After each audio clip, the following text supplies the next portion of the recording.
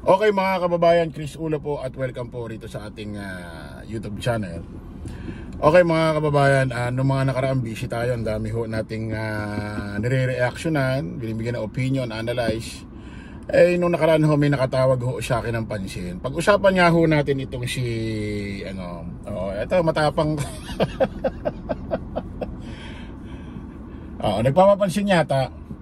Pag-usapan nga natin itong si actually di ko kilala to eh. Saang planeta galing ito. Ito si Dado. Dati raw militar. Ito yung sinasabi nila nung nag-rally sila doon sa EDSA nung nakaraan. Diyan sa sidewalk EDSA People Power. Sidewalk na walang power, walang people. Sabi nila, eto na! Libo-libong tao, nandiyan na! Parating na! Eto na, biglang may dumating na kilalang personalidad, nagsalita na, binasag na ang katahimikan. Sabi ko, matindi ah. Kilalang personalidad, nagsalita na raw. Binasag na raw ang katahimikan. Malaman-laman mo, ito lang pala to. Yung dado lang. Ito na ba yung kilalang personalidad ninyo? Masikat pa kay Rastaman to ah. Masikat pa si Rastaman dito ah. Ito na ba yung kilalang personalidad nyo? Pati doon sa big event nyo. Sabi ni Banat Bay, Friday tayo, big event. Ayan na, Friday na, may nag-post. Kilalang personalidad, dumating na rito sa big event. Big night. Parang beer house ah. Malaman-laman mo, nagsasalita lang pala si Dado. Ayan na ba yung kilalang personalidad nyo, si Dado? In fairness, tapang ni Dado ah. Sir, tapang mo ah. Ano ba yung tapang mo na yan? Panahon pa ng Panahon ng 90s? Baka panahon pa ng 90s yan, sir. Baka nakakalimutan mo, nasa 2024 na tayo. Papunta na tayo sa 2025. Ano bang dekada yung tapang mo? Ano ba? ano bang dekada yung tapang mo? 19 pang 19 ano yan? 19 pang 1990s? Pang year 2000? Late 2000? Abay, atindi. Grabe tapang. Pinagmumura pa tayo. Taong bayan daw. Pero pakinggan muna natin itong video niya. May sinasabi siya rito eh. Ito kay Inday Sara, may pag-asa kayo. Kahit question mark yan, hindi nyo alam ko, ano? Mas maliwanag dito kaysa doon sa kabila eh. Madilim yung kabila eh. Kademonyuhan eh. At nagugulat ako, may mga...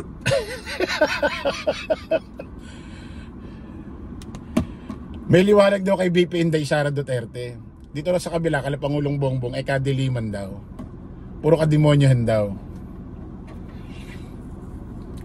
Alam mo sir, kung kakampi ka sa mga Duterte, kumampi ka. Pero huwag mo niloloko yung sarili mo. Huwag mo inuuto yung sarili mo. Kadiliman kala Pangulong Bongbong? Kademonyohan kala Pangulong Bongbong? Kala VP Inday Sara ay liwanag. You make me laugh ah. Kumampi ka, wag mo loloko yung sarili mo sir ha. Military men na nagsasabi okay si Marcos. Grabe. Okay daw si Marcos. Kabutihan daw si Marcos. Shit talaga. It has to end. Sooner, the better. Why? Sabi daw ng mga military, okay daw si Marcos, mabait daw si Marcos. Anong pakialam mo? Anong pakialam mo? Ikaw yun ang sinasabi nila. Marunong ka pa sa kanila. Naiinggit ka ba? Because pagkat tayo lahat ginawan drug addict, para tayong mga baka, mga kambing, mga... Tignan mo, gumagawa na ng istorya. Gumagawa na ng istorya. Pag daw tayo lahat ginawang adik, Sino nagsabi nun? Sir Dado, sino nagsabi nun lahat gagawing adik? Sino nagsabi nun? Imahinasyon mo yan eh.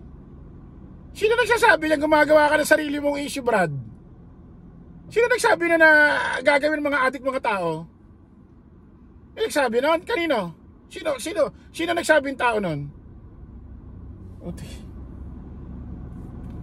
mga subject of drugs, and then you become addicted, tapos na tayo. You better stand up, Filipino people. Okay, ngayon pakinggan natin ito mga kababayan. Ito ho si Dado. Ito ho si Dado, nagsalita ng mga panahong kasagsagan ng sidewalk people power. Hindi nga EDSA people power to, wala nga sila sa harap ng EDSA Shine. Nasa likod sila, harap sila ng Robinson, parang ang dating nagrarally, nagwewelga, kala mo mga empleyado ng Robinson eh. Kala mo humihiling ng taas sahod. Etong video na to kasagsagan ng mga panahon na yon. Na meron pang tao sa EDSA na kakarampot lang naman, na mas marami pa ang vlogger kaysa sa tao. Ito yung sinasabi ng mga vlogger, eto na! Kilalang personalidad dumating. Nagsalita na. Binasag na ang katahimikan. Nagsalita na. Siyempre, ipi-play naman ng tao, no? Aba, kilalang personalidad. Binasag na raw ang katahimikan. Nagsalita na. Nung pili mo, tatawagin si Dado. Anak lang. Ito na yung kilalang personalidad din nyo. Ito na yung kilalang personalidad nyo. Grabe na. Pakinggan natin. People of the Philippines cannot get their acts together. The people of the Philippines do not know their power. Saktan yan. Kasi papatayin namin kayo lahat. Uubusin namin kayo. Yan ang threat sa presidente. Putangin nyo lahat. Subukan nyo kami ngayon. Gago kayo. Grabe, tapang lo.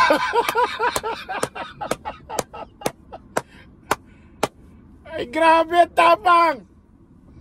Lupit ah. Ay, grabe, tapang pala ni Dado.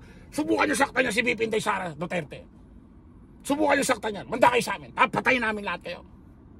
Sabay mura ng PI daw tayo lahat. Yan ang threat sa presidente. Naku.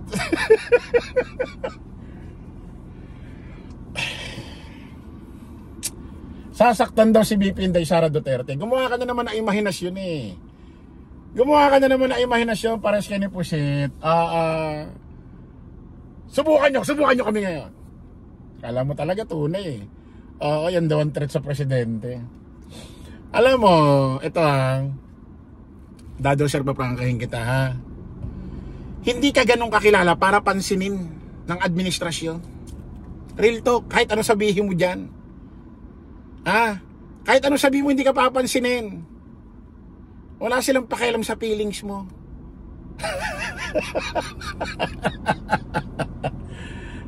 Kung makapagsalita, akala mo talaga yung sinasabi niya, iintindihin ng administrasyon. Sino ka ba? Sige, tanungin kita. Sino ka? Para pansinin ng administrasyon. Kila Pangulong Bongbong. At kung makapagpahip ka dyan, akala mo malaking tinik ka sa lalamunan ng administrasyon. Sino ka? Sige nga, sino ka? Tanginan ninyo. The only reason kaya kayo nandyan is because yung taong bayan tanga. Hindi. Grabe, no? Alam mo, di ba, ano ba to? Dating nasa serbisyo? Alam mo, sir, dati ka nasa serbisyo. Ibig sabihin dati, tagapagtanggol ka ng Republika ng Pilipinas. Ganyan ang bunganga mo. Naturingan nasa serbisyo ka dati. Ganyan ang ugali mo. Ganyan kabaho ang bunganga mo. Parang wala ka sa serbisyo dati. Parang di ka tauhan ng gobyerno kung makapagsalita ka. Pwede mo naman ilabas yung nararamdaman mo na hindi ka ganyan magsalita. Okay sana, makaintindihan kita kung simpleng vlogger ka lang o ano, dati kang nasa serbisyo, otoridad, sundalo ka yata. Ganyan ang bunganga mo. Ano feeling mo? Ano feeling mo? Magaling ka niyan? Ano feeling mo, sir? Kahanga-hanga ka niyan? Ano feeling mo? Papalakpakan ka ng tao?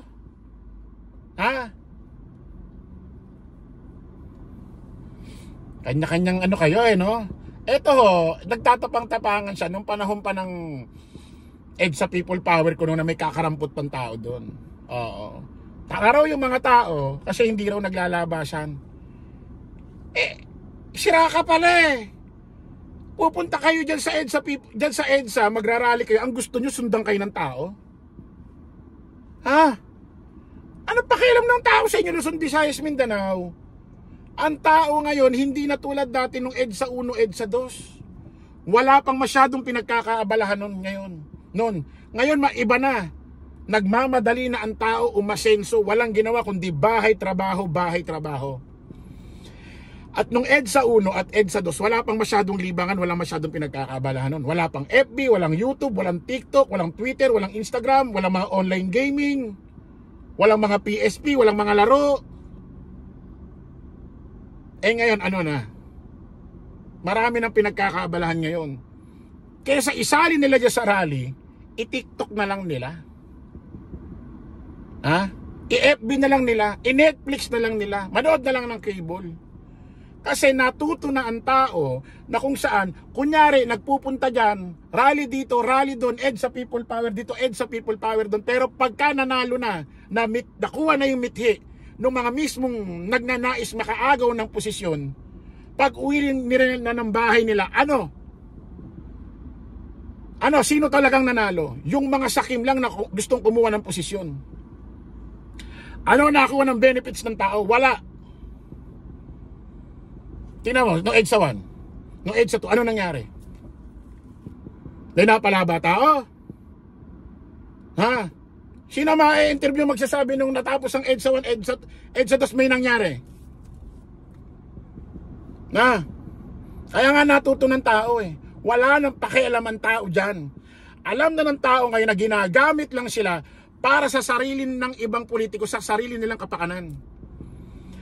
Kapag wala silang magawa, mapatalsik ang presidente, pupunta sila sa tao, makikiusap. Punta na kayo rito, mahirap ang bayan, mahirap ang Pilipinas, mahirap ang mahal ang mga bilihin, gagamitin.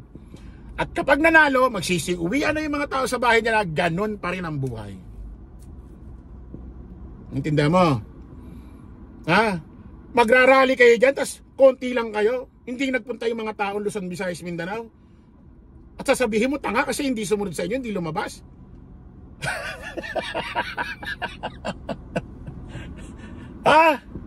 At sino man taong bayan yung sinasabi mo pupunta? Kakamping? Dilaw? Pula, loyalista? Sinong taong bayan ang pupunta sa inyo? Kasama sa inyo? Kakarampot na lang kayo.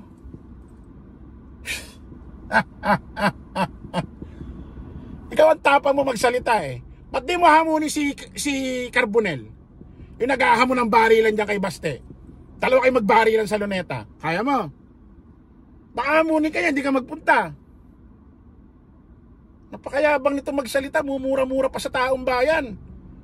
Taong bayan ang tinatawag mo, pero taong bayan din minumura mo. Sino susunod sa inyo? Minumura mo ang tao.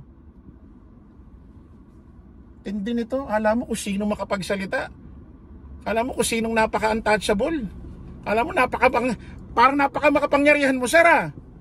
Parang hawak mo mga tao kung makamura ka.